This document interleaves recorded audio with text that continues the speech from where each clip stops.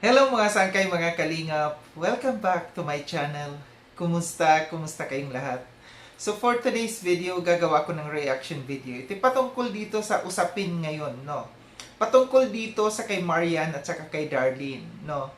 Na under sa pangangalaga or yung naka-scout or under na beneficiary sila ni Mang Iking, sabi nga ni Kuya Val.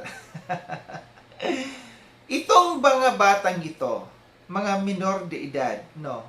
Sila'y pasok dito kung sila'y under sila dito ng VAUSI, kung sila'y magreklamo, no? Pasok na pasok ito dito sa VAUSI. Ibig sabihin ng VAUSI, Violence Against Women and Children, no?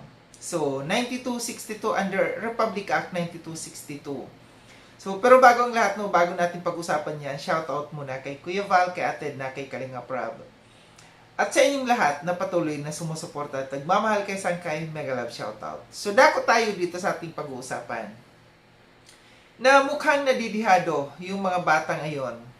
Sila ay under sila na beneficiary nitong ni Mang Iking, and alam ko, naalala ko, tatlo ito silang magkakapatid. Yung isa lalong-lalo na yung kapatid nilang babae, no, na isa, na si Chloe, naalala ko yun, na nireactionan ko rin ito noon, nung may nakita tayong paglabag, no, nitong ni Mang Iking na ito, no. Nakita natin na yung bata, minor de edad yung bata, binivideo niya, in-upload niya sa kanyang reels na ito'y nakabra lamang yung bata. Malaswa tingnan, no? Yung ganong klase, no? Na kung ikaw ay isang nag-aalaga dito, inaalagaan mo sila, beneficiary mo sila, pero bakit kinakailangan hanggang sa mga reels, no? I-upload mo yung ganong klaseng kasuutan, no, ng bata. Maaari yung mga magulang nito, yung nanay nito noon, hindi lamang makatanggi, na kung ano ang ginagawa sa kanyang mga anak kasi nga sila'y tinutulungan, sila'y nakakatanggap ng tulong galing dito, pero hindi galing sa kanyang bulsa yung itinutulong, kundi galing sa mga sponsors, So ngayon, mukhang napuno na, no, yung kapatid na si Marian. Ito si Marian ng unang natulungan unang na-scout ito si Marian, no, and ipinasa kay Kalinga Prab. Kaso nga lang, medyo naging may pagkamatigas din ang ulo ng bata na ito, kaya hindi nagtuloy-tuloy, no, ang tulong nito sa Kalingap, kundi ito'y ibinalik sa pangangalaga ni Mang Iking, no.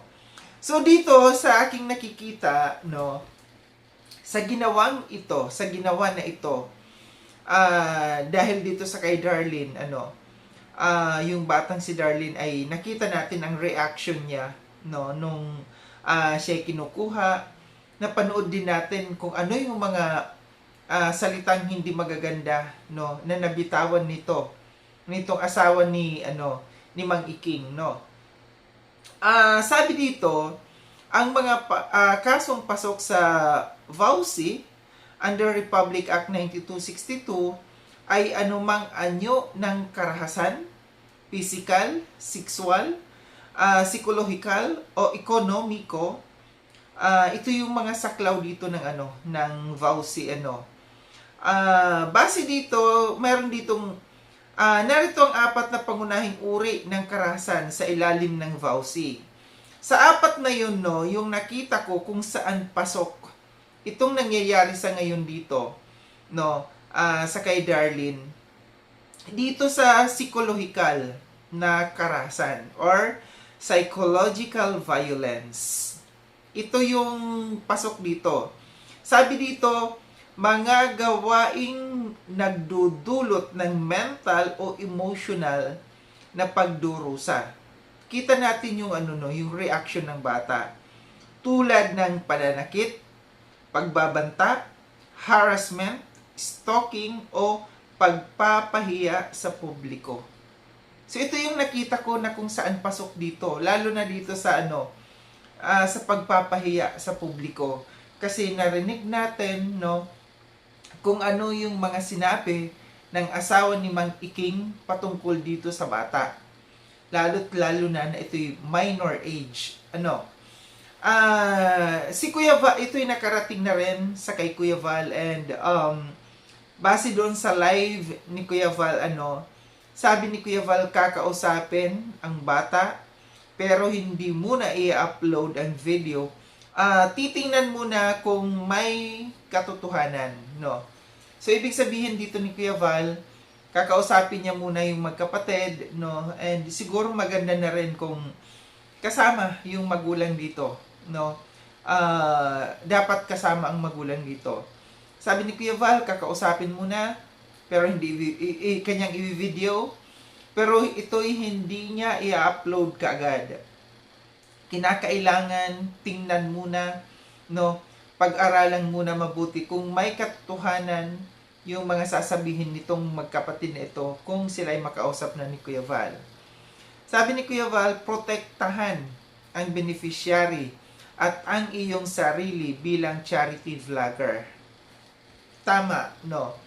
Kasi, kung tayo'y charity vlogger, kung tayo'y mag-scout, kung kayo'y hahanap ng beneficiary, kinakailangan pangalagaan ninyo ang inyong beneficiary. At the same time, pangalagaan nyo rin yung sarili ninyo, no? Na hindi kayo masisira. Kasi kung halimbawa, no, yung inyong beneficiary, inyong pagsasalitaan ng hindi maganda, may mga puna kayo dito sa inyong beneficiary, merong hindi magandang pag-uugali, kinakailangan hindi mo yan isinasa publiko. Unang-una, mawawalan ng gana yung sponsor dyan. Sasabihin ng sponsor, bakit pa ako magbibigay dyan, no? Kung ganyan naman pala ang pag-uugali ng mga yan. So, sayang yung perang ibibigay ko. So, dapat, kailangan protektahan mo. Hindi sa itatago yung mali na pag-uugali, kundi itutuwid mo. Kasi ikaw yung tatayong guidance dyan, no? Sa beneficiary na yan, kailangan turuan mo. Ituwid mo. Kung mayroong mali, ituwid mo, pero wag mo nang isa publiko pa. At isa pa, kung ito'y isisiwalat mo kung anong mga baho, anong karumihan ng beneficiary mo, mag-reflect yan sa iyo. Kasi sasabihin ng mga tao, alam mo naman pala yan. Bakit tiniscout mo pa yan?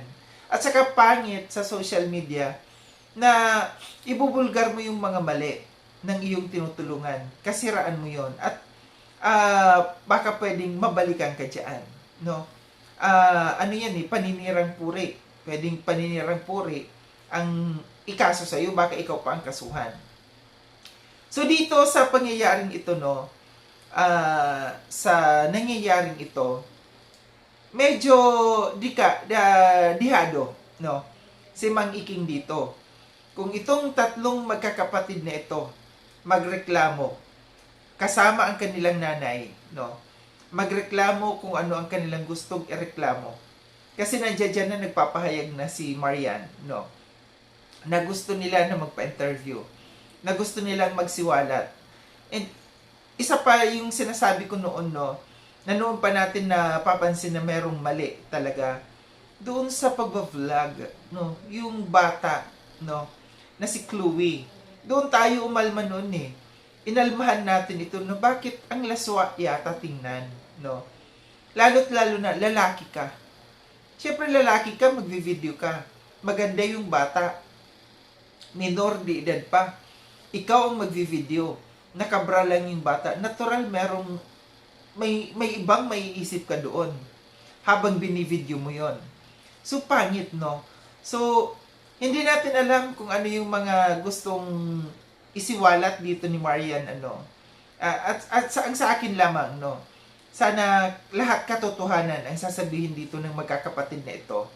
Walang labis, walang kulang, no. Sana lahat ng katotohanan isiwalat nila. Lalo't lalo na kung sila ay makarating sa mga tamang kinauukulan, no, na yung mga ahensya ng gobyerno na sila yung tutulong sa kanila. Kasi dihado kasi sila eh. Puro babae. Kita natin, no, ang pamilyang ito walang lalaki. Puro babae. no, na na-scout niya. Andun yung nanay, walang asawa. Andun yung si Marian, medyo naging ano din sa kanyang asawa, no. Andyan si Chloe, maganda si Chloe, medyo nga lang PWD. Malaking ano din yon, no. Malaking laban din dito ni Chloe, lalo na si Chloe ay PWD. So, sa aking obserbasyon, sa aking nakikita, medyo dihado talaga, may paglalagyan, no. Si Mang Iking dito sa ginawa niyang ito. Lalo na kung yung mga bata idiin siya.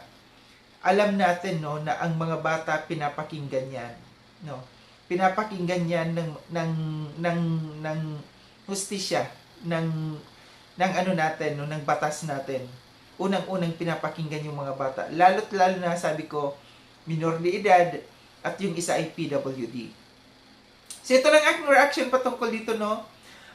Sana, no, may matutunan. May matutunan yung taong ito, si Mang Iking na ito, no, na baka hindi niya na-anticipate na mangyayari ang lahat ng ito. Pero dapat, no, maging leksyon sa atin na dapat may mga boundaries lahat. Tinutulungan nyo man yan, beneficiary nyo man yan, may boundary ang lahat. Muli, maraming salamat mga sangkay sa panonood.